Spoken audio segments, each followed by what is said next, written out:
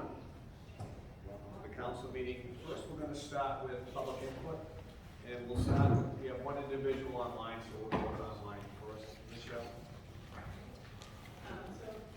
Pat, seems to me, I see that you have your hand raised. If you'd like to unmute at this time and state your name and address for the record.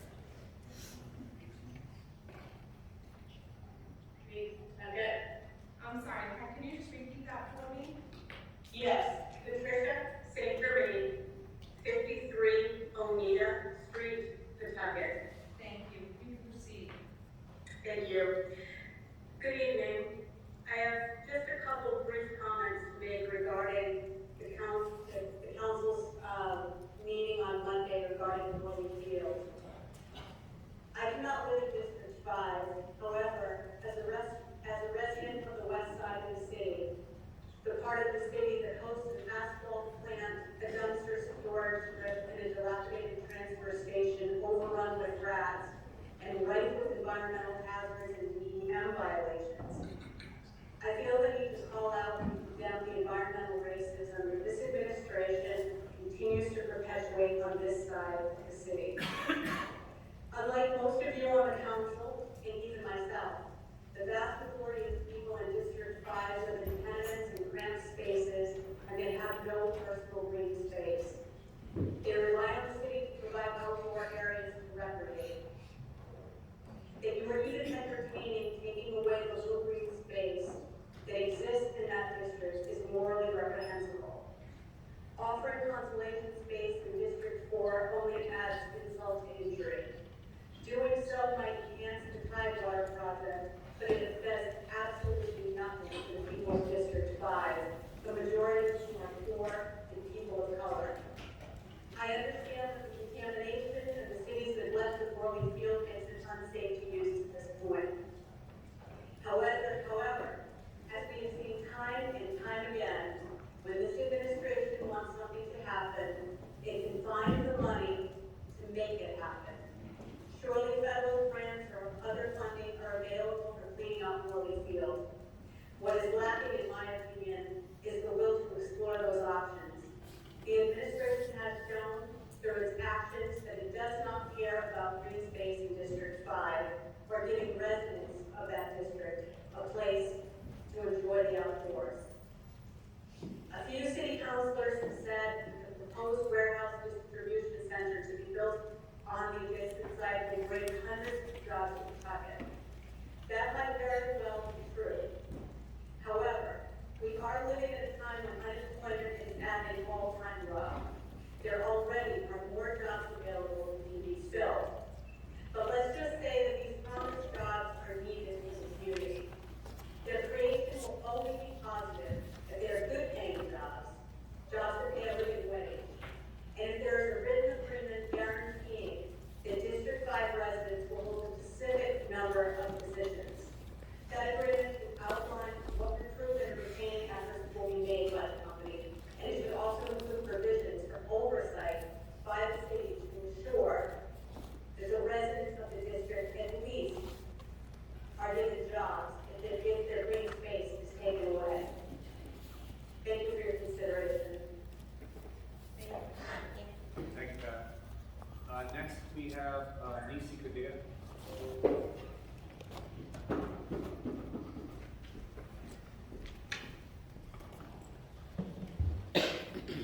Good evening.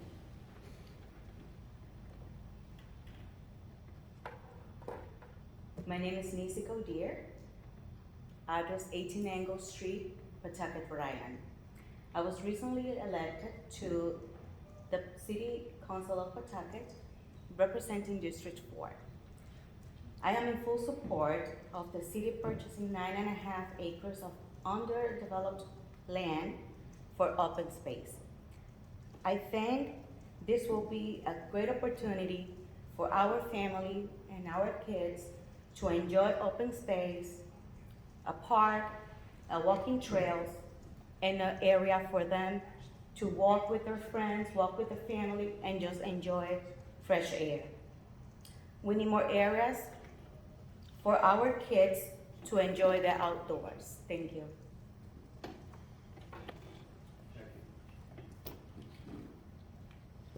Next, we have Amanda, is it?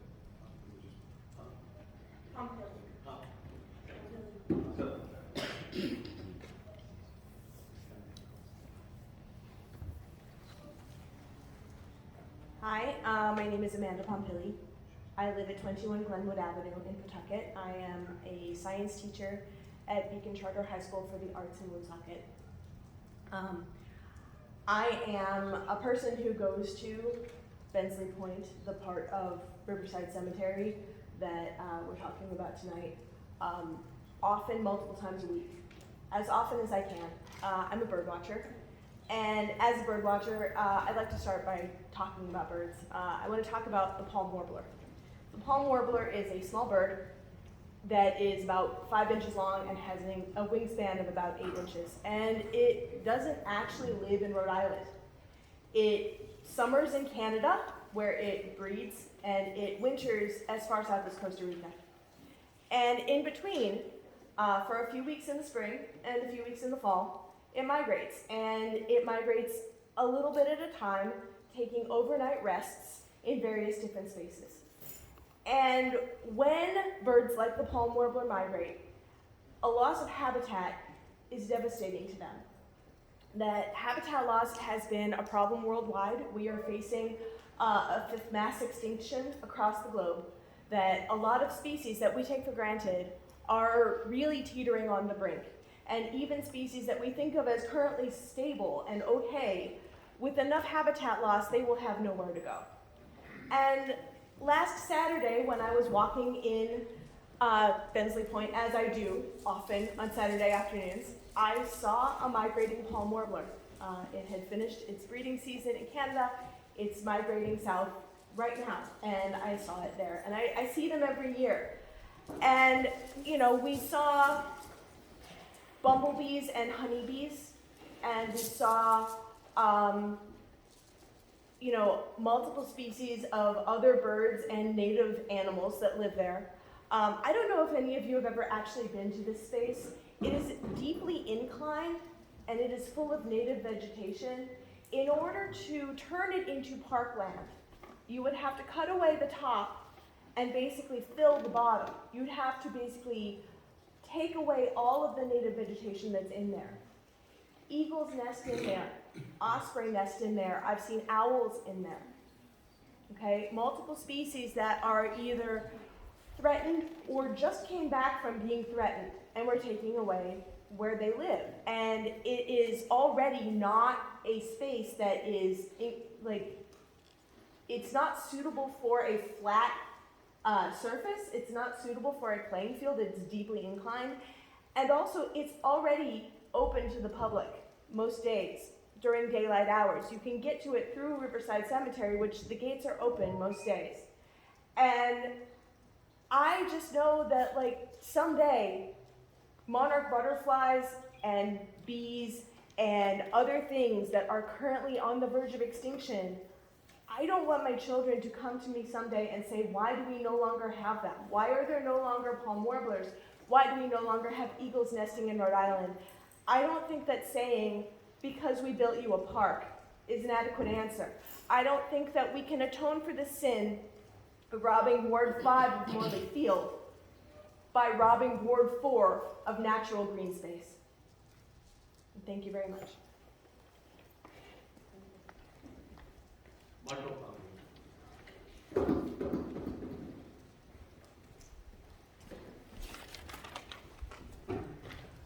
Thank you. My name is Michael Pompili, 21 Glenwood Avenue in Pawtucket.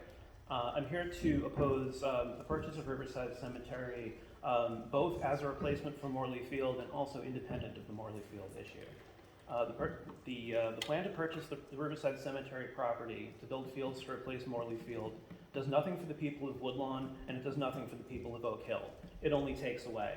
Riverside Cemetery is already publicly accessible recreational space, accessible through the cemetery during its normal operating hours when the gates are open. It's used by people not only from the neighborhood, but from all over Rhode Island and all over the region for hiking and bird watching, particularly during migration, which we're just coming into right now for the fall.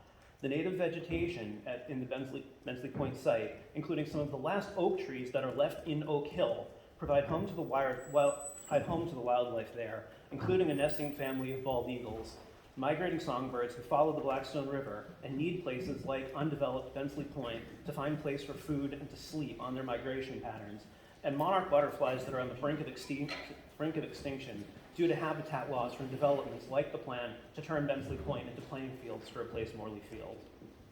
The city intends to purchase this property for the express purpose of replacing Morley Field, saying it's close to Morley Field. It's only 0.89 miles away. It's 0.89 miles away in a straight line. That's true if the people of Woodlawn can walk straight through buildings. If you want to use that measure, Veterans Memorial Park in Fairlawn is only a half a mile away if you expect them to scramble across I-95 and the railroad tracks. Walking along city streets from Morley Field to the Bensley Point property is 1.2 miles. Lippett Park in Providence is closer. It's 0.9 miles away. Most of the people of Woodlawn live north of Morley Field, north of the industrial buildings like microfibers and where 10 Rocks are. And Max Reed Field is already closer for them. The Duffy Sports Complex in Oak Hill is already closer for them. You are providing them fields next door to a field that's farther away from the fields that are already too far away for them to use. All three of these sites, Max Reed Field, the Duffy Sports Complex, and the Riverside Cemetery property, serve the only non-environmental justice census tract in Pawtucket west of Newport Avenue. You are spending money to provide for us privileged people in Oak Hill at the expense of people in Woodlawn, an environmental justice population that's losing its own green space. This plan does nothing for the people of Woodlawn. It's an attempt to pay lip service to the National Park Service to say that the city found a replacement field to make up for selling the property that was developed under a National Park Service grant. There's no guarantee yet that the National Park Service will approve it. Just like the botched renovation plans for Shea and Tolman, where Shea teachers had to move out of their classrooms at the end of the school year, store materials in their homes, and discard tens of thousands of dollars worth of supplies when RIDE hadn't even approved and ended up rejecting the renovation plan with hybrid learning. The city's asking the council to act on a plan that may ultimately be rejected by NPS and be for nothing. Two common reuses for contaminated sites, like has been discovered at Morley Field, is capping it and paving it over for parking, as is proposed by JK Equities as part of the truck terminal development, or capping it and developing as a recreational facilities, which is what the city's doing at Tidewater Landing. The city could do right for the people of Woodlawn and use the money that JK Equities is willing to put up toward purchasing the Riverside Cemetery property to instead remediate and rebuild Morley Field. JK Equity saying they require additional parking to support jobs is contradictory to the promise that these jobs are for the people of Woodlawn. These are supposed to be jobs that the people of Woodlawn can walk to and take the R line to, which now is fare free.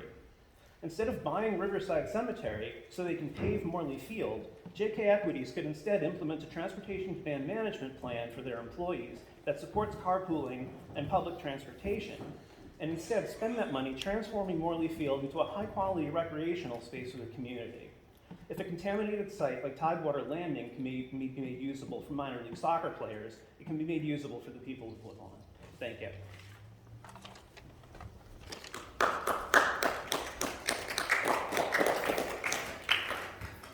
Devin Pincus.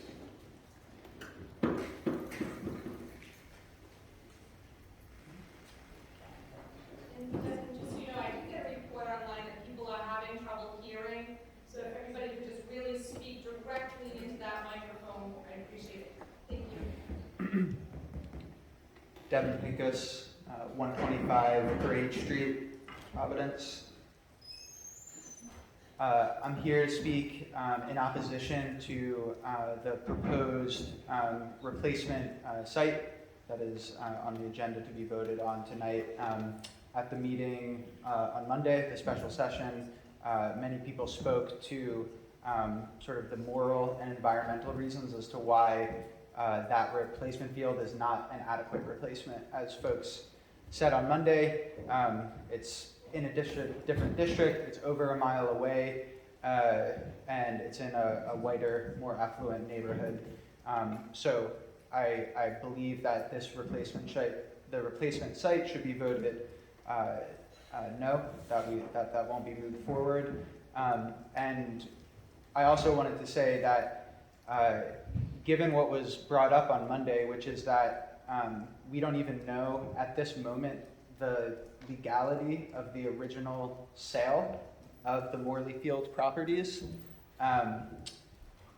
and given that we know for sure that one of the lots was not able to be sold, and we don't know the implication of that for the standing of the larger contract, it would seem to me extremely irresponsible to vote on moving any part of this project forward until that legal question of whether there is in fact authority in the first place to sell Morley Field, whether that authority is there. So if the vote happens tonight, I think the vote should be no, that the replacement site is not an adequate replacement site.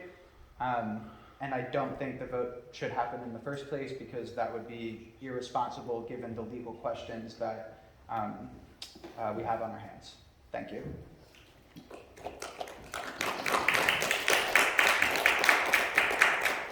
Christine Benzo?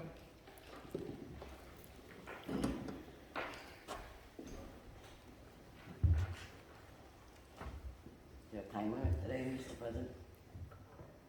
No? Oh, just checking. I'd like to start off by thanking the councilwoman, the new councilwoman. I've never met her, but I just seen who she was, Ms. Cordier, from my neighborhood, where I now live. But I also come from Woodlawn, and I don't think it's fair that she speak on behalf of the entire district about the field in District 5, moving over to District 4, because most of the District 5 that's going to be without a field is majority converting children who I'm going to stand firmly for. So just moving it closer to the river and closer to our side of the city doesn't make any sense. I'm also going to say that since Monday, listening to all the input that was given, and I heard the word environmental racism come up a lot. And I've been thinking about that.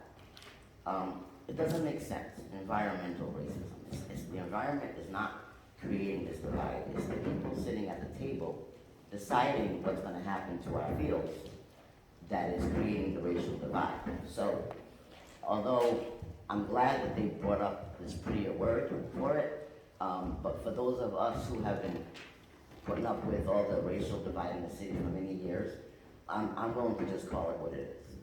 It's racism coming from the city hall. Point blank, period. Let's stop putting it up because we don't want to hurt people's feelings. On Monday, we saw quite a display of when people get their feelings hurt, they get to storm out of the room. Well, we don't get paid to be here. I've left my family at home. These people are not getting paid to be here, to come here and watch what's happening to our community via the council. So we're kind of here to babysit you, not the other way around. So Monday was almost a display where let's see who we can control. We are all adults here. No one's going to tell us how we should feel about what you guys are proposing, voting on, or whatever. If we are operating with emotion, that's our job because we feel compassion for our city. You guys are paid to sit here and stare me in the face as I talk and not answer me, and I'm okay with it. I can storm out of this room, but no one's paying me to stay here and put up with what is being said. So I don't think that it's okay for council members to pull a tantrum and leave the room because something makes you uncomfortable. That's going to happen. You took the seat for a reason. So I'm going to end by saying, the same way that you're the council president, so make sure that the council is in order. Don't worry about what the rest of us are doing out there, okay? We're going to react to what you guys are doing. When these people came here on Monday and poured their heart out to you guys and to the planning development people and the city solicitor, and then to have them stand here after we're all done talking to say, well, you know what? Yeah, we probably heard what they said, but we're going to find a loophole and sell it anyway. We're supposed to just hold our mouth shut and not say nothing? We're going to react. We're humans. Like I said, you guys get paid to be robots, not us. We're going to react from over there. You worry about what you're doing in your seats over here. No one's going to check me. I'm an adult. I come here. I'm wasting my time to come here because I care, not because no one's paying me to do it. So I don't expect none of you to be paying here to tell me how I'm gonna act out there. If you guys have to have a meeting to figure it out how you guys are gonna react when we do something out there and you're gonna pull a tantrum and walk out of the room, then do that. Check yourselves first before you decide you wanna check the community who's voting for you to be here.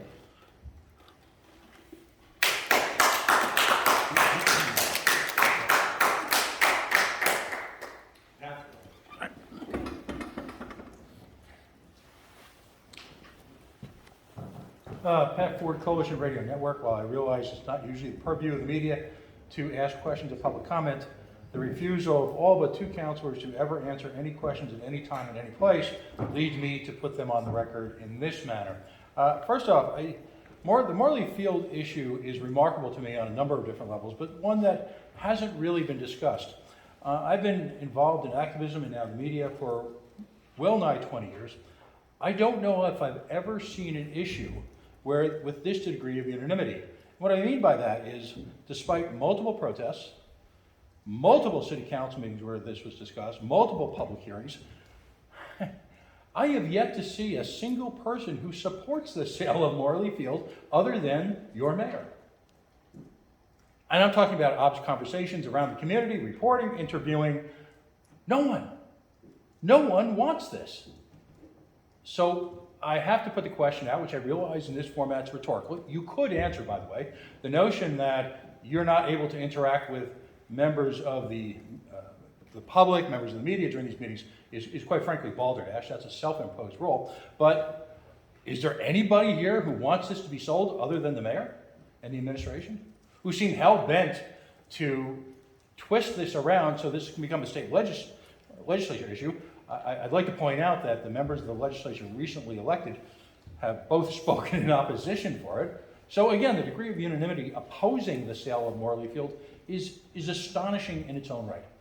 My second question will obviously continue to be rhetorical. The last time I checked, construction is ongoing on this, $500 million project called Tidewater, and yet, as far as I know, and please correct me if I'm wrong, it happens, there has yet to be public debate and public discussion from the city of Pawtucket, given the current iteration of the deal, which ostensibly, according to the mayor's rhetoric and according to the governor of this state, requires a $10 million contribution. Now, I have yet to see any plausible, palpable, relatable, understandable, foreseeable way that the city of Pawtucket, as we sit here in meeting after meeting, can find $10 million. The rumor being floated is that the mayor is somehow going to include this in the TIF financing and somehow levy a tax to pay the $10 million, which ostensibly would mean some level of city borrowing. But again, the discussion's it's just sort of that elephant in the room. It's out there, it's getting built. The groundbreaking was not ceremonial, I was there. And so I'll just throw it out. Where are y'all going to find $10 million, given the fact that the city had to borrow from a school department surplus in order to continue basic operation? And again, I'll throw out the fact the unconscionable nature that a city that faces so many economic challenges on so many different levels, a wonderful city, despite the best efforts of the people who run it, would come up with $10 million when, in fact, one of the most successful downtown operations currently operating in the city of Pawtucket, a mere block and a half away, its entire operation, the Elijah Project, revolves around disseminating donated food products so that people in this city can survive. Where's the $10 million? Thank you.